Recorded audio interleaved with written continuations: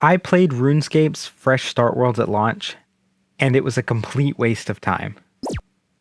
Now, I'm sure you've clicked this video expecting me to talk about how terrible the Fresh Start Worlds are, but I think that's the side plot here. It's not the main story. You see, I've played RuneScape on and off for around 15 years now, and the problem has been there even before the Fresh Start Worlds. The game has definitely had so many times that it's left me with long burnout periods. But why is that?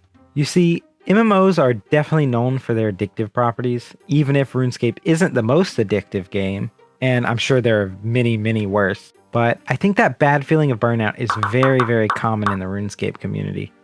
More common than most games for sure. There's a lot of low-hanging fruit that I could immediately latch onto, but I think it's important to understand the difference between something being fulfilling or actually fun before we move into that.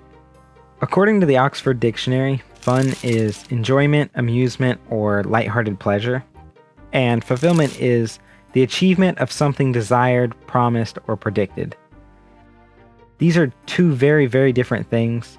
Providing for your family may be fulfilling but not fun, whereas maybe you decide to do like some crazy mukbang where you eat like 50 pounds of food. It might be fun, but there really isn't any fulfillment going on. Although, I guess from a technical standpoint, it might be filling. The things in life that provide both fulfillment and fun are usually the best, but I personally believe that fulfillment always comes first. So how do these concepts actually apply to a game, especially RuneScape? Well, RuneScape does something very interesting, where instead of being specifically fun, it tends to play on a sense of fulfillment, which is a very dangerous place to be unless you can offer something of true value. Because initially, it can feel very good, you're progressing, you start to feel good watching the numbers go up, that sense of achievement is great. And games will often give you a sense of achievement just from a skill increase. But the majority of the time they're designed for a fun aspect as well, at least good games are. The player is usually always aware that the game's designed for fun, almost similar to why someone might occasionally drink alcohol. They know it doesn't actually add anything to their life, but they've worked hard and they just want to enjoy themselves, so why not? The reason it's dangerous is because people feel a need for achievement in life. It's why you have people chasing the next promotion or raise, fulfillment coming from moving up or accomplishing things, maybe even making things. Everyone has something they're chasing, some goal they want to reach in their life.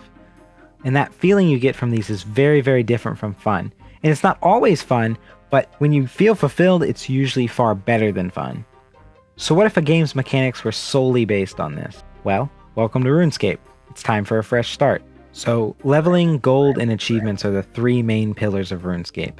Everything is based around these pillars. I say achievements instead of quests, because the quests are not of the story, or at least great storytelling variety. Because the game doesn't actually exist to tell some story, which this might lead someone to believe that it's the ultimate sandbox, but the cracks start to show pretty early on. I think the best way to showcase these cracks is through the main of the three pillars, which is leveling. Leveling in RuneScape is definitely the largest component to the game. If you want to make gold or complete various achievements, you're going to need to progress in levels. So you start out, you go kill some goblins, and it's pretty cool at first. If you kill enough goblins, they become easier to kill, and very similar to the mechanics you might see in like Cookie Clicker, or really, I mean, it's an RPG mechanic in general, but we want to break it down to the sum of its parts. You click enough times, and the clicking becomes easier. And that doesn't matter if it's with a mouse, or a keyboard, or a controller, it's that same concept across a lot of games. Dopamine gets released, and you feel like you're having some fun. Eventually, you get to kill something else, and the cycle continues. This exact cycle plays out across the game. Every single thing you do is this one loop. Mining is clicking the rock until it gets quicker. Eventually you get a new rock. All with the goal of mind of achieving something, but the something is always making some form of action easier or better. And you might be thinking, well, if we break that down, every game comes out to that. But some games have value. So we can compare this to something like God of War, where you repeat the action of killing things many times in the game, just like you do with, say, killing the goblins in RuneScape. You also end up rewarded with experience or, well, at least gear upgrades that make you stronger so that you can kill things easier. However, the game instead rewards you with something of real value. You're given a story, and you're watching these characters learn, progress, and change, And now, if the game stayed exactly the exact same mechanics, very simple, you kill things, you move on, you kill things, you move on, most people would think that the game was bad if it didn't have a great story. They wouldn't want to play the game with a bad story, even with those same mechanics.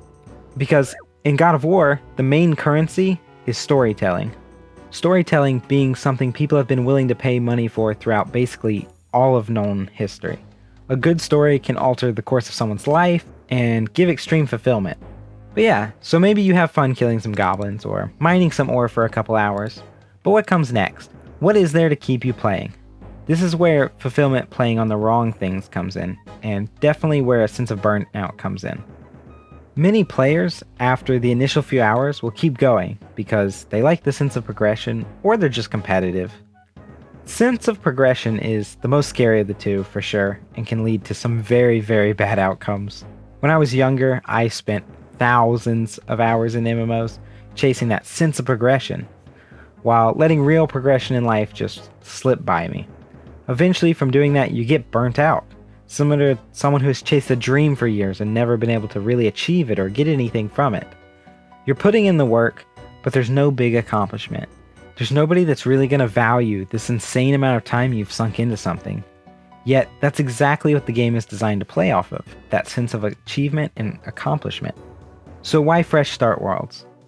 I think fresh start worlds and the regular theme in MMOs of starting fresh really showcases these designs are definitely accepted and understood. Why else would starting over on something that you may have sunk hundreds of hours into or will sink hundreds of hours into matter so much? Well, it's because hopefully you can substitute real life achievements and fulfillment based on the amount of time put into a game. And hey, everyone's starting over, so I might as well give it a try. Maybe I can sink the most time in this time around. And that cycle repeats, and you've spent the most precious resource you have, which is your time, on fake achievements existing vicariously through the fulfilling feeling from those numbers going up. The ultimate sandbox where you can progress and watch the numbers go up daily. That constant need for progression fulfilled, and maybe you've been feeling so far behind. Some people are way ahead of you, so a fresh start sounds amazing. Everyone's starting on even footing, the ultimate dream. But we know it's not really, just like it's not every single time before. It's that same cycle of sucking that potential out of you and putting it into something that doesn't matter. And while you might be thinking this could apply to all games, which it's definitely true, that's where the idea of false fulfillment really comes in to make that escapism addicting from the RuneScape side. You're playing the game, getting a sense of achievement as you progress, but slowly you start to feel like there's no value, and at this point, you're many hours in. You can either accept that you've gotten nothing from the game, or you can go deeper because you're only a few more levels until the next unlock, which hopefully hides exciting content behind it. Maybe the next agility course will be fun. Maybe the next mob will have an interesting mechanic, but it never lives up to those expectations. Your achievements never amount to anything, and you're left with a lot of time and not so many fond memories or new connections. And that's why RuneScape truly is the ultimate time sink. It leeches life away from you, all while convincing you to keep going. Now, I love the game. I grew up on it, and my relationship with it hasn't been so bad, as I'm at a point in my life where I don't have much time for games. I rarely play. I do everything I can to spend free time with family or doing something productive, but looking back at the hours I had spent on it as a kid, I've never once thought, man, I should have spent more time playing RuneScape then. Yet there are things I would definitely have given it up for. So hopefully this helps someone who has been pouring time into a game, or really anything that is giving them gratification that they haven't earned in a healthy manner, or escaping life when they could be living it. Just know your time is precious, and nothing will ever compare to building real-world connections, spending time with loved ones, or just improving yourself as a person.